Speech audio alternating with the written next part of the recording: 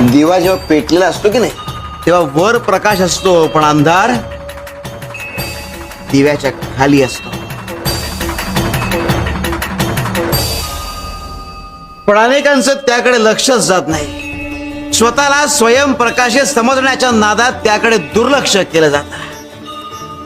बळा जर आयुष्यात मोठं व्हायचं असेल तर आधी स्वतःमधले दुर्गुण ओळखता आले पाहिजे, ते सुधारता आले पाहिजे.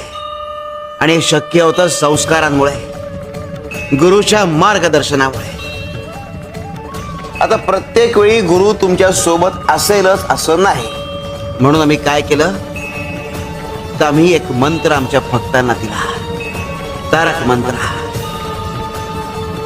जेव्हा कधी भक्तांच्या मनात भीती असेल तेव्हा जर त्यांनी हा मंत्र वाचला तर त्यांच्या मनातली भीती नाहीशी होईल.